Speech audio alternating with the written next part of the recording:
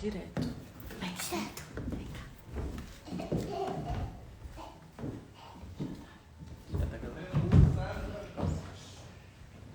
Então, irmãos, venho trazer hoje falar sobre duas passagens específicas, já dizer quais são, mas o título de hoje é Como posso lançar as minhas preocupações sobre Deus?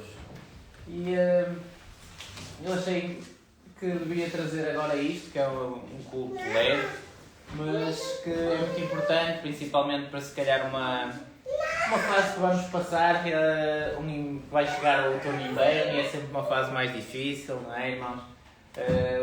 Uma fase que às vezes aparecem doenças e não sabemos se vem aí coisas piores, que já tipo do Covid, lockdown, as máscaras, essas coisas todas, e que a gente precisa de estar bem com Deus e perceber que Deus está no comando de tudo, independentemente de que quão mal parecem as coisas nas nossas vidas e no mundo. Sabemos quem é o guia disto tudo, quem controla tudo, e até os nossos fios de cabelo estão contados. Por isso, irmãos, aqui é um culto para não nos preocuparmos com o estado do mundo e sabermos que tudo o que acontece na nossa vida é para o nosso bem e é preciso confiar nisso, e então era sobre isso que eu queria falar um bocadinho.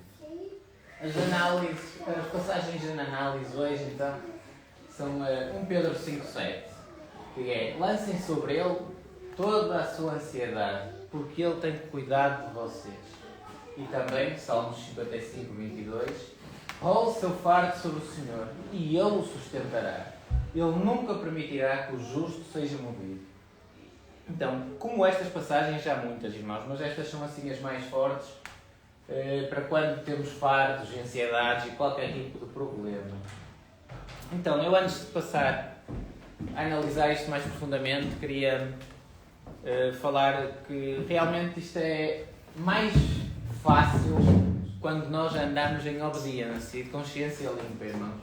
Falo isto para os irmãos e para mim, porque eu sei que é mais fácil fazer isto, apesar de que o Senhor é sempre fiel, mesmo quando nós somos infiéis, está escrito, Ele é fiel, e mesmo quando somos infiéis, as coisas que nos acontecem às vezes é para nos trazer de volta à fidelidade, e são duras, e temos que confiar nele, e lançar na mesma toda a ansiedade sobre ele, e saber que as coisas vêm por bem, mas é mais fácil quando a consciência está limpa, vêm as tribulações, e a gente está de consciência limpa e sabe, isto é para o meu bem.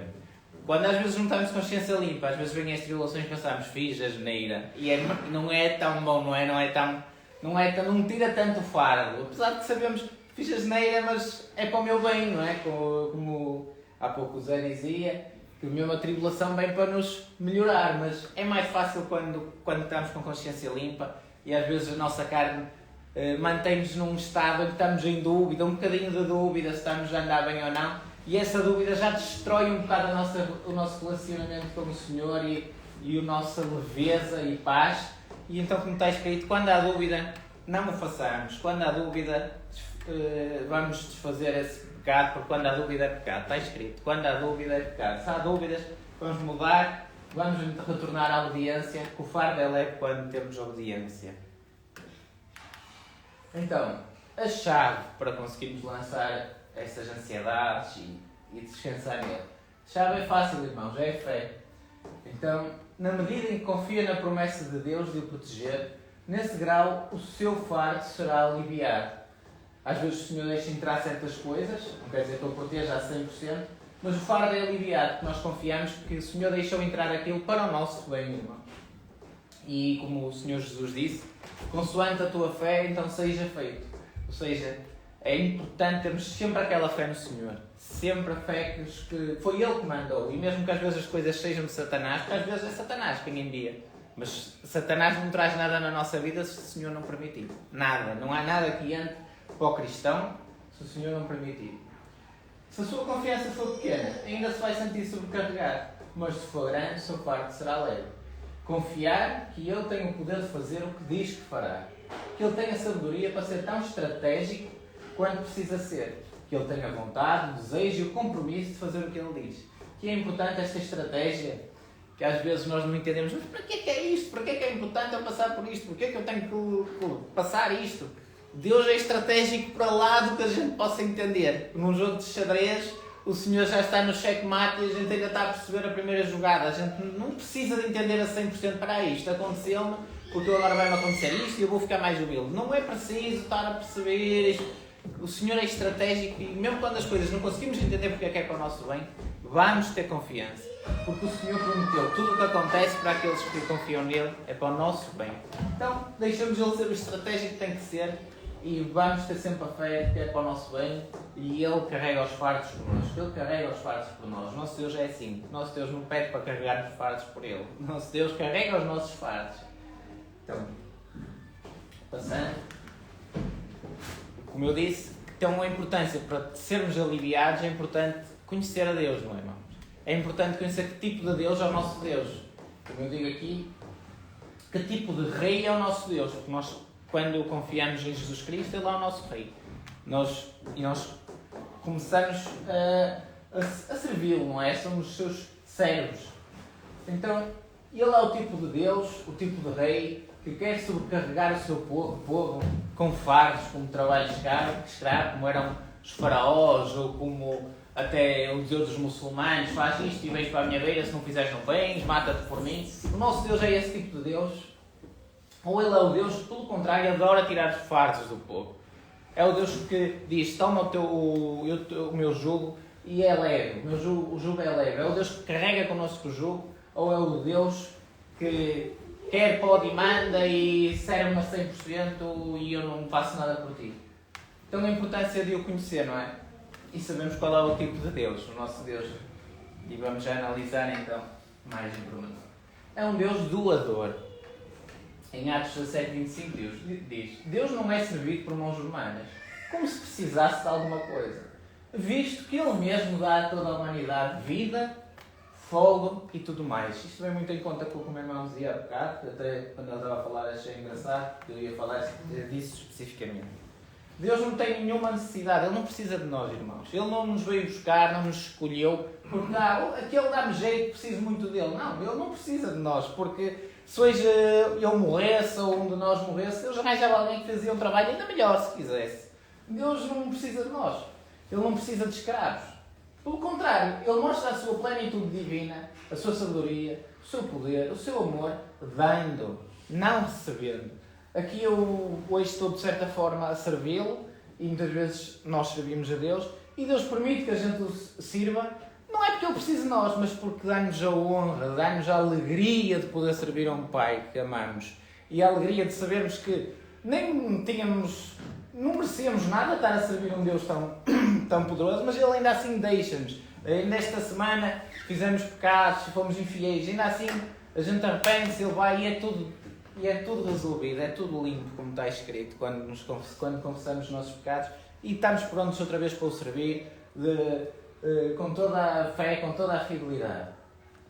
Ok, depois passando, é um Deus livrador. Salmos 50, 12 e 15. Deus diz: se eu tivesse fome, eu não te diria, pois o mundo e a sua plenitude são meus. Invoca-me no dia da angústia, eu te livrarei e tu me glorificarás. Então, você nunca pensa que pode glorificar a Deus provendo para Ele sacrificialmente, provendo o seu trabalho para Ele, como se Ele dependesse de si para alguma coisa.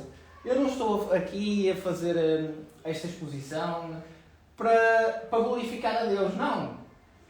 Eu é que dependo de Deus, não é Ele que depende de mim, como há bocado falávamos. Quando as pessoas vão a Fátima, aquelas coisas muito católicas, não é? E andar de joelhos, não há lá um espaço que se anda de joelho para limpar pecados. Nós não estamos a glorificar a Deus a fazer estes sacrifícios, irmãos. Deus não precisa que a gente ande de joelhos nem nada disso. Deus não é glorificado por ser o nosso beneficiário, Ele é glorificado por ser o nosso benfeitor. A maior glória de Deus foi o que fez em Jesus Cristo, não é? E foi Jesus Cristo que fez o sacrifício, não somos nós que fazemos o sacrifício.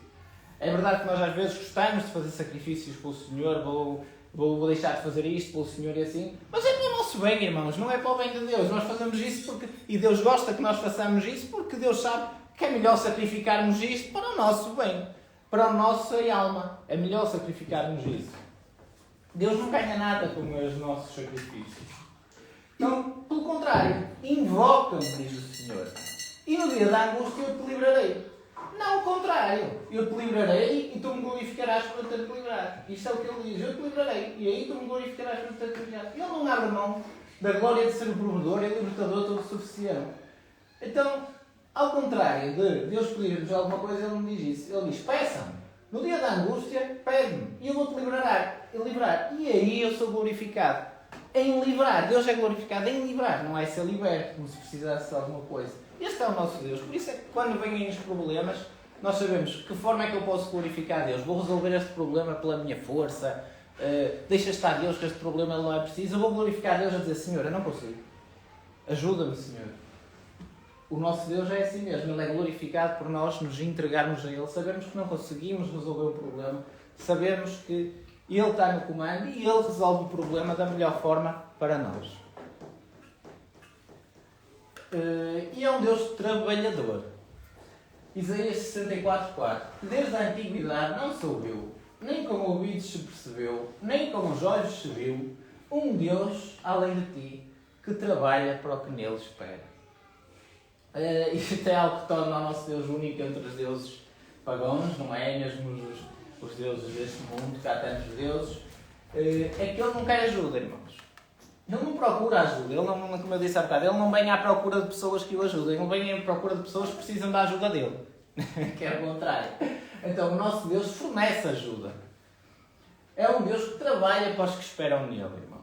Não é como Baal e Nebo, deuses da Babilónia, que iam sentados em carroças, lá os ídolos, e tinham que lhes arrastar com cargas ao ombro. Não, o nosso Deus é que nos carrega aos ombros, não é? Como ele diz, da ovelha perdida, ele pega na ovelha aos ombros e traz-la. O nosso Deus é assim, ele pega connosco aos ombros. Ele é que tem que andar-nos a arrastar, irmãos, e nós a puxar para trás e o Senhor a puxar para a frente. É um Deus que trabalha por os que nele esperam. E também é um Deus apoiador. 2 Crónicas 16:9. Porque, quanto ao Senhor, os seus olhos passam por toda a terra, para dar força àqueles cujo coração é totalmente dele. Deus procura as pessoas, irmãos, que o deixem trabalhar para elas. Pessoas cujos corações se voltarão para ele e confiarão que ele será forte em seu nome. Deus não procura os que acham que por eles próprios, como o Senhor Jesus disse, eu não vim pelos justos. Eu não vim pelos que não precisam de mim. O Senhor veio pelos que precisam dele. O Senhor veio pelos que querem confiar nele. O Senhor veio por aqueles que sabem que a verdade é esta, sozinhos não vão a lado nenhum. Sozinhos vão para a perdição. E querem ajuda. O Senhor veio por esses que querem ser ajudados. Deus está à procura de maneiras, por assim dizer, para mostrar o seu poder para nós, por nós, não contra nós. Por causa daqueles que se humilham sob a sua mão poderosa e confiam nele para trabalhar por eles. É incrível, irmãos. É incrível. Realmente o nosso Deus é demais e é bom demais para ser verdade. E às vezes o mundo olha para ele, não é? A gente sabe, olha para ele como um Deus. Não faças isto e não faças aquilo. E quando o conhecemos, quando lemos a Bíblia, percebemos que as coisas que, que o Senhor pede para não fazer, não é por ele. É por nós, irmãos. É para o nosso bem. Deus quer o nosso bem. As características dele são estas. E para o mundo isto parece mal só porque têm que deixar certas coisas que os leva à perdição, que os leva ao inferno, irmãos. É um Deus servo.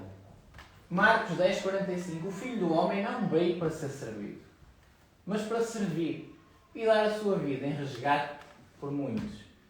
Isto até assim parece forte, porque nós somos servos de Deus, é verdade, mas no auge da revelação de quem Deus é, na encarnação do seu próprio Filho, Jesus Cristo, ao ponto ele enfatiza o seguinte: eu não estou a vir para reportar ajuda, eu não venho para ser servido, eu vim para servir. Eu sou o Salvador, eu sou o ajudante, o libertador, o provedor, o guia sábio, o tesouro. Não troques de papel comigo, ser carente, satisfeito e confiante. O Senhor, no auge da sua revelação, que é Jesus Cristo, não é? Nós sabemos que Jesus Cristo é onde nós podemos olhar com melhor clareza para vermos quem é Deus. O Senhor Jesus Cristo vem num papel de servo, irmãos. Vem num papel de servir, de limpar os nossos pecados, de morrer por nós. E isso mostra-nos muito sobre quem é o nosso Deus, não é? É muito forte. Então, irmãos, só para sumarizar isto tudo, que foi um culto pequeno, mas eu penso que seja importante nos lembrarmos sempre destas coisas. Confie no Deus todo suficiente. Se fosse um Deus que precisava de nós para muitas coisas, era difícil confiar. E Deus tem as mãos muito ocupadas e se calhar não tem tempo para mim. Não. Ele é um Deus todo suficiente. Ele não precisa de nós. Ele ajuda-nos e pode nos ajudar porque Ele é omnipotente, omnipresente. Ele pode-nos sempre ajudar. Por mais pequeninos que sejamos, se confiarmos no Senhor, Ele trabalha por nós. Está escrito, irmãos, está escrito. É verdade, é 100%. Estamos a lidar com um Deus que é tão completo que não precisa da nossa ajuda para ser mais completo, para ser melhor, nem mais eficaz, nem mais satisfeito, nem mais glorioso. Nós não temos aí que vamos andar este bocadinho para ajudar um bocado Deus. Não, Ele não precisa de nada. Ele vai fazer tudo o que é certo. É uma coisa tenebrosa que estamos a passar. Mas Deus é tão poderoso que isto é o que tem que ser. Nós temos que confiar que é o que tem que ser. Ele é bom. Toda a sua plenitude, a sua excelência, a sua eficácia, a sua glória é mostrada ao seu povo por Ele trabalhar por eles. Não por eles trabalharem por Ele. Quando falamos do nosso Deus às pessoas, não é? Muitas estão enraizadas na religião, que tem que se fazer obras para Deus, e as pessoas não conseguem entender o nosso Deus, que quando estão na carne, que Ele não precisa que tu faças nada, confia só no Senhor Jesus, e Ele, mas eu estou cheio de pecados, quer dizer, e confia no Senhor Jesus e apagou-o, e é só isso. É mesmo assim. E Ele mostra a sua glória por não precisar de nada de nós, por nos salvar de graça, irmãos. A gente depois pode servi-lo, Ele é glorificado em nos honrar, em servirmos um Deus que não precisa do nosso serviço. Mas, para ser salvo, não precisamos de fazer nadinha. É só confiar. Deus, eu confio em Ti para ser salvo. E está feito. Eu confio na morte do Senhor Jesus Cristo que me limpou de todos os pecados. É só isso. É difícil para entender na carne isto, mas é verdade, irmãos. Ele levanta os fardos. Nós não levantamos os fardos de Deus. Nós não temos que levantar fardos para Deus nos ajudar e nos salvar. Não, Ele levanta os próprios fardos. Só temos que confiar. É fé. A fé é o mais importante. E depois dessa fé leva a nós queremos trabalhar para Ele. Mas Deus quer essa fé e depois honra-nos a podermos trabalhar para Ele. Portanto, com essa realidade gloriosa e maciça, lançar o fardo da ansiedade sobre o Senhor significa que você ouve as suas promessas sobre a sua situação e confia nele, que Ele é o tipo de Deus que é forte o suficiente, sábio o suficiente, bom o suficiente para tomar sobre os seus ombros fortes a sua preocupação e cumprir a promessa que Ele lhe fez. Porque se conhecendo Deus, sabendo que Ele é assim e bom, nós sabemos que as coisas más que nos acontecem, vimos as características do Senhor, não é? Que até morreu por nós, veio servir aqui, dar a vida por nós. Então isto está-nos a acontecer por alguma maldade? Não, irmãos. O que está-nos a acontecer é para o nosso bem. Porque nós conhecemos a Deus, nós sabemos que Ele não faz nada sadicamente. Ele faz as coisas para o bem dos que esperam dele. Se nós estamos a esperar em Deus, a pior coisa que nos acontecer, nós sabemos, é para o nosso bem e para a nossa alegria eterna. Porque mesmo que não percebemos aqui até morrer, porque pode haver coisas que chegamos ao fim e não entendemos. No reino vamos entender e vamos agradecer a Jesus por tudo o que passamos aqui. Eternamente, de certeza que tudo o que aconteceu aqui vamos perceber e vamos alegrar com essas coisas. Mesmo as piores que passamos aqui, vamos alegrar porque sabemos que Deus estava no comando, Ele é estratégico o suficiente, como foi uma palavra que eu achei interessante. Deus é estratégico o suficiente para saber o que tem que fazer para o nosso bem. E pronto, irmãos, era essa a mensagem que tinha para vós. E confiem em Deus, Deus seja louvado.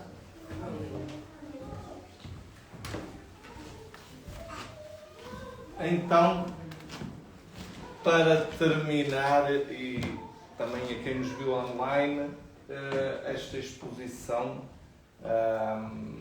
e só usando o que aqui foi dito, 2 pontos que eu retive e que acho importantes a gente reter. O primeiro é que Deus é tão bom, Deus é tão bom, que o mundo mau, que o mundo é mau, não consegue perceber tanta bondade de Deus. Não consegue. É demais para o mundo entender como o nosso Deus é bom. Porque as pessoas são tão más que não conseguem entender um Deus tão bom. Então criticam. e criticam, e porque, no fundo, o que está a acontecer é que, como elas querem praticar o mal, como querem fazer o errado, e há um Deus tão bom que lhes diz que não é assim, eles voltam-se contra ele. Isso é a primeira coisa que eu digo. E a segunda, que é importante também, é, como aqui já foi dito hoje várias vezes, todo o serviço que fazemos para o Senhor, Ele não necessita. E não há nada que a gente faça que vá ajudar a Deus. Eu lembro muitas vezes da passagem que o Senhor, depois de ressurreto, já os discípulos estão no mar a pescar e veem o Senhor na praia. Sim, e eles... e acham que é um fantasma. Não foi esse. Mas que ele está a assar já um peixe. Na praia está a assar um peixe. E eles estão a pescar. Mas o que é que isso nos quer mostrar? O Senhor não precisava que eles pescassem o peixe, ele já tinha o peixe. Ele não precisa de nada, mas dá-nos a honra de o servir. Então é um Deus que é bom demais, que o mundo não entende. E quando acontece alguma coisa de mal, como acabou agora o André a dizer, quando acontece alguma coisa de mal, nós podemos não entender agora, mas na eternidade, vamos dizer assim, porque Ele faz, às vezes, que existam tribulações sobre nós, para que nós corrijamos o que está errado. E na eternidade vamos dizer assim: obrigado, Senhor, eu não estava a ver. Eu não estava a ver que grande asneira que eu estava a fazer. E Deus, como é bom, e que ama os seus, e trabalha pelos seus, e chora pelos seus. Jesus chorou. Jesus chorou. Está escrito um versículo único na Bíblia, quando Lázaro morre e as pessoas estão a chorar, as irmãs desesperadas. Jesus chora por os que são dele. Isso fala de trabalhar pelos que são dele. Então esta é a mensagem que o André hoje trouxe aqui e que eu completo com este pequeno resumo, agradecendo ao Senhor Jesus por tudo. Amém.